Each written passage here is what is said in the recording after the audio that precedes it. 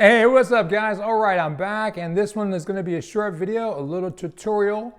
I got a buddy of mine, Steve, who was trying to basically fill out these forms and he had a bunch of them to do and they're basically changing, a couple things per form and it was just getting kind of an annoying task for him. So I said, hey Carlos, do you got anything that can help me with this? I said, yeah, actually I do. It's basically called mail merge. It is part of your Word program. And you use an Excel spreadsheet, you put your data in there, and then you go into the Word document, and then you move over your data per each form. Really easy to do, it's quick, it's a good time saver. It's really something everyone should know how to do because you probably will run across this sometime if you're in an office environment. But anyway, so let's go ahead and shoot over to the actual computer so I can show you how it's done, and it's quick. Okay guys, let's take a look.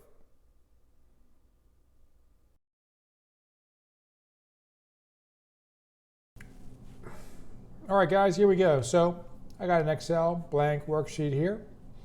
So it's pretty straightforward in what you need to do. So for example, I have right here is a Word document, just a boilerplate. And like say you have company name, street, phone, email, address, and you want to do this multiple times, but you don't want to fill out every single one for every single person. So what we're going to do is we're going to use data from here, well not from here, but we're going to create individual little columns. So column one, right here, column one, this is going to be your named column.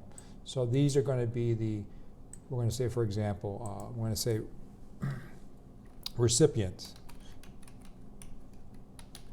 All right, we're going to have street address. Then we're going to have city. And then we'll have state. Zip code. Okay, then there's that one, then phone. There's an example. So these are the parameters that you want to basically, we're going to bring over into the form whenever you want to make it easier. So recipient name, I'm going to use my name. There we go. My address is 123 Main Street, 1234 Main. And I'm in Washington, DC. The state is DC. There is no DC. And we're going to put 20016. I used to live in Washington, D.C. a few years ago. Well, more than a few years now, but I just want to move this over. Here we go. Move. There we go. Move over. I'm going to put a phone number here of 24202, because that's the old zip code for D.C. Zip code. Area code. I'm going to go 4545. Oh, some dashes. 4540. And then we're going to go 8888. There you go. So this is one recipient or one on it. And we're going to add more. Of course, you can add, we'll add Frank. And then we'll add Alma. Then we'll add Steve. And of course, you just keep going all the way down. However many you need. Addresses, all this good stuff. So now let's go over to the form. So first we want to do is we want to save file, save as. I'm going to save this to my desktop and I'm going to put demo 10. There you go. Now it's saved as demo 10. So we're done with the Excel spreadsheet. So here we are in the Word document. So this is a boilerplate Word document. It doesn't make any difference. So the first thing you want to do is you want to go to mailings. And under mailings, select recipients. We use an existing list, existing database. So we're going to click on the existing list. So mailings, recipients, existing list. And here, desktop, demo 10 right there. So now it wants to connect the demo, wants to connect the Excel spreadsheet to this document. So it's called sheet 1S, don't worry about the name. First row, you want to make sure that is checked, and you hit OK. It is now connected to this document. So if I should want to, let's say a recipient, I want to remove, oops, went too far.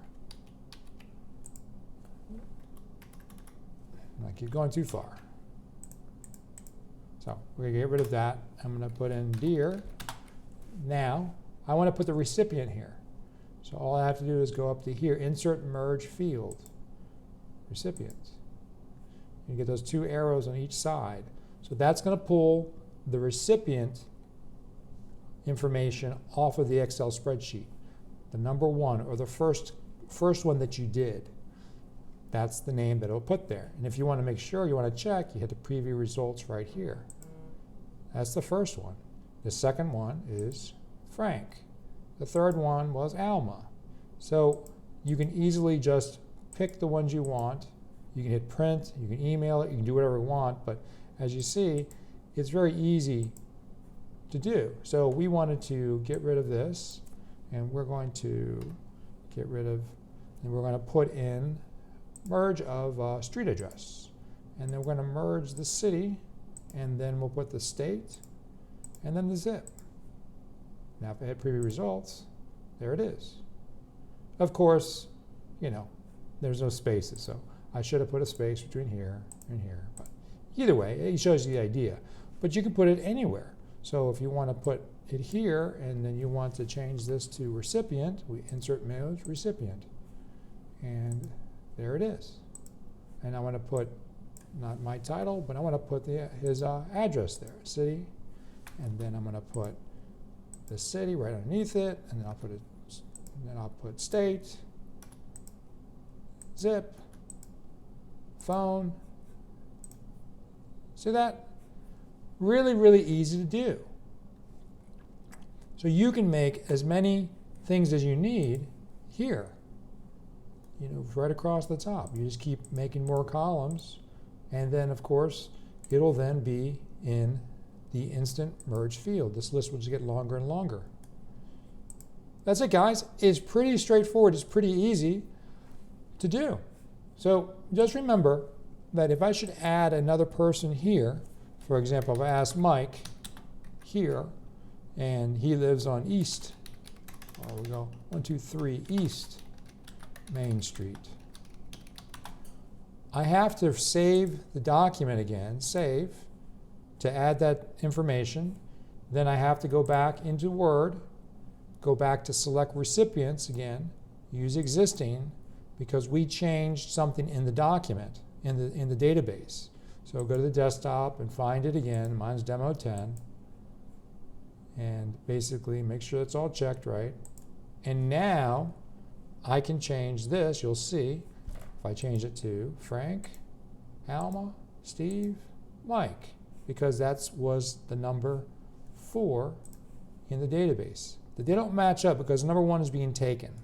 So if you're wondering why, that's why. The number 5 is actually number 6 because number 1 is taken by your column headers.